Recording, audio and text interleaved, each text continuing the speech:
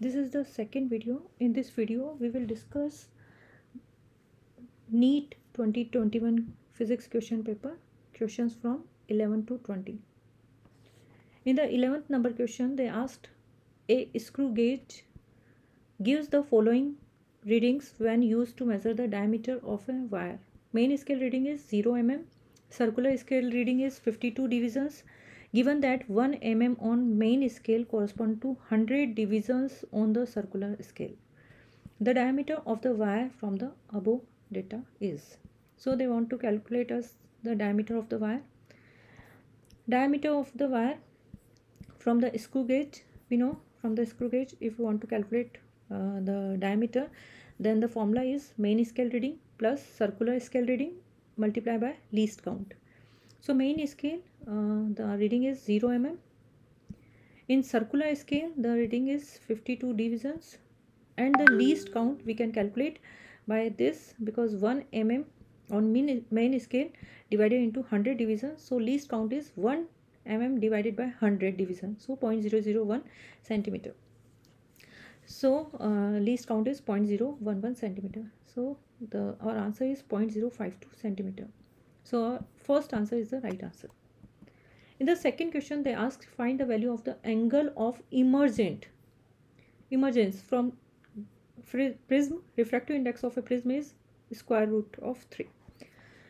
And in this picture, the incident ray, the ray is incidenting from this side, and the incident angle is equal to 0 degree.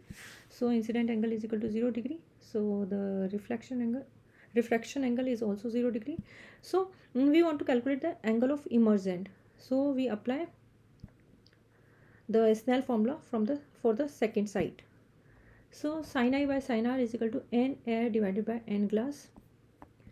I2 is equal to 30 degree, because in the question they gave 90 degree, 60 degree, this is the 30 degree, and if we calculate this angle, then it is, because it is 90 degree, it is 60 degree, so it is, this angle is 30 degree. So sin 30 and sin R2. R2 is the emergent angle. We want to calculate R2. So sin R2 is equal to square root of 3 by 2, and which is equal to sin 60 degree. So R2 is equal to 60 degree. Angle of emergence is 60 degree. So our second answer is the right answer. In the 13th question, they asked in a potentiometer circuit, a cell of EMF 1.5 volt gives balance point at 36 centimeter length of wire. If another cell of EMF 2.5 volt replace the first cell, then at what length of the wire the balance point occurs?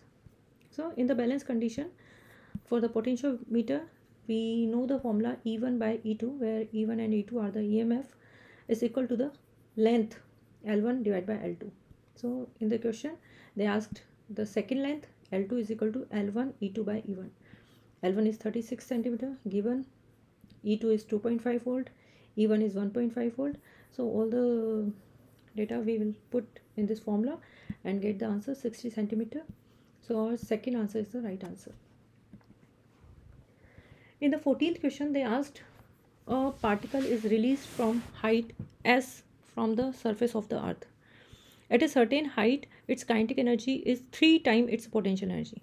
The height from the surface of earth and the speed of the particle at that instant are respectively.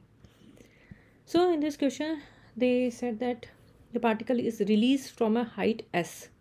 So particle is released, so initial velocity is equal to 0. In the second line, they said that at point A, at certain point, the kinetic energy is equal to 3 times the potential energy. So we assume that that A is x distance from the ground. So kinetic energy at point A is equal to 3 times potential energy.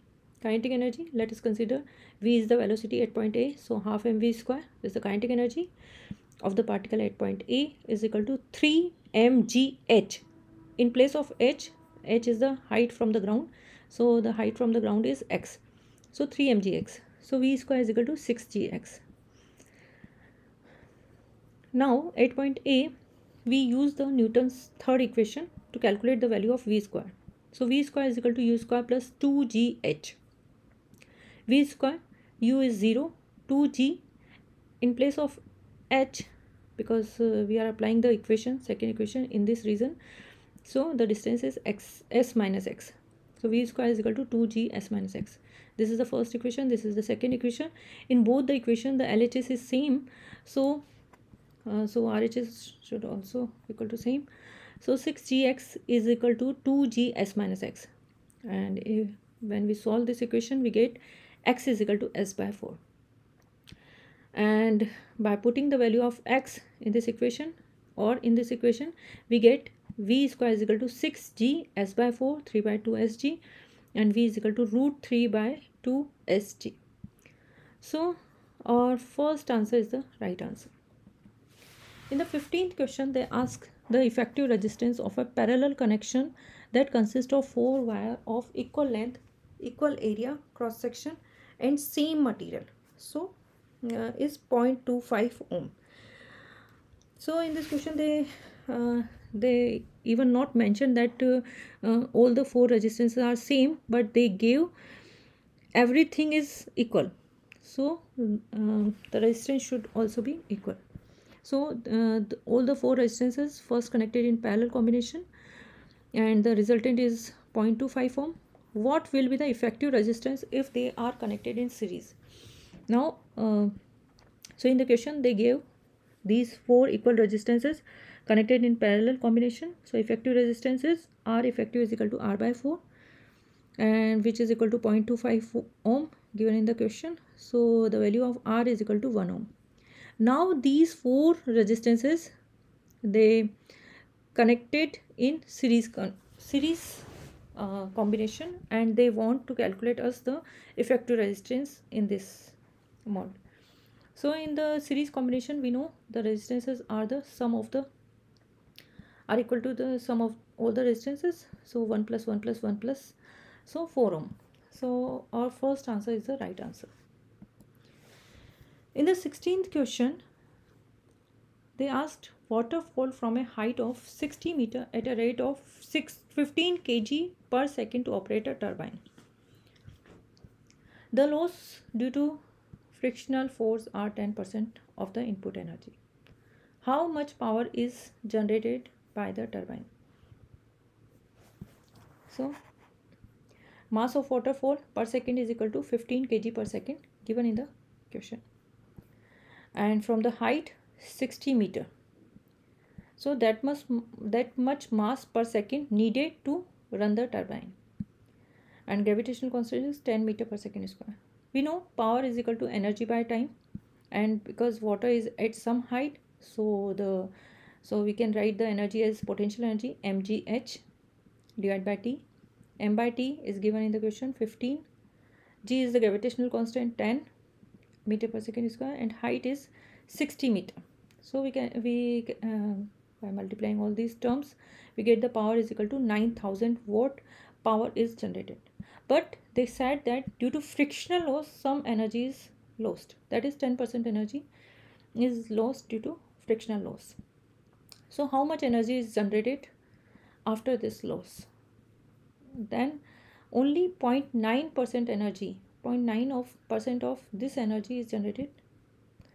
So 0.9 multiplied by 9000 watt is equal to 8.1 kilowatt. So our third answer is the right answer. In the 17th question, they asked an infinite long straight conductor carries a current of 5 ampere as shown. So this is the conductor, and in this conductor 5 ampere current is flowing. An electron is moving with a speed 10 meter per second, 10 to the power 5 meter per second parallel to the conductor. One electron is also moving parallel to this wire. The perpendicular distance between the electron and the conductor is 20 centimeter at an instant, and perpendicular distance, that means 90 degree. Perpendicular distance is 20 centimeter. Calculate the magnitude of the force experienced by the electron at that instant. We know if in a conductor a current is flowing, then a magnetic field is experienced by any charge near to this wire. So we use the magnetic force formula, F is equal to QV cross B. but in the question they mentioned that the electron and the conductor, they are in the perpendicular condition. So we can remove the cross product, because sin 90 is equal to 1 QVB. Q is the charge on the electron, V is the velocity of the electron, and magnetic field due to this wire, straight wire, we know the formula mu naught I divided by 2 pi r. E 1.6 into 10 to the power minus 19. V is the velocity 10 to the power 5 meter per second. Mu naught is 4 pi into 10 to the power minus 7. I is the current 5 ampere, 2 pi, and r is perpendicular distance, which is 0.2 meter. So if we solve all these, so we get the force. The force experienced by the electron is 8 multiplied by 10 to the power minus 20 Newton. Our first answer is the right answer. In the 18th question, they asked, consider the following statement A and B, identify the correct answer. A Zener diode is connected in reverse bias when used as a voltage regulator. Yes, Zener diode is connected in the reverse bias. In the reverse bias, they give the constant voltage, so we can use as a voltage regulator. And the potential barrier of the PN junction lies between 0.1 to 0.3 volt. No, this is not the right answer. So our A is correct and B is incorrect. So our fourth answer is the right answer. In the 19th question, they asked, a spring is stretched by 5 centimeter by a force 10 Newton. The time period of the oscillation when a mass of 2 kg is suspended by it is. So this is the spring. One end of the spring is connected with a mass 2 kg, and the spring is stretched 5 centimeter, that means 0.05 meter, and the force is 10 Newton, mass is 2 kg. All these are given in the question. We know in the spring the restoring force formula is F is equal to Kx. So we can calculate the value of K is equal to F by X. F is the 10 and X is 0.05 meter. So 200 Newton per meter is the force constant, is a spring constant. So time period, we know the time period formula, T is equal to 2 pi square root of M by K. 2 pi and M is equal to 2 kg. K we calculate as 200. So after solving these, we get the answer 0.628 second. So our first answer is the right answer. In the 20th question, they asked, the electron concentration in an N-type semiconductor is the same as hole concentration in a P-type semiconductor. An external field is applied across of them. Compare the current in them.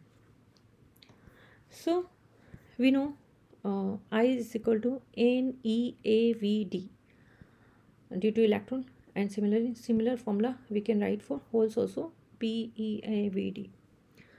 And we know the mu is more for electron compared to hole, so current is more for electron than hole.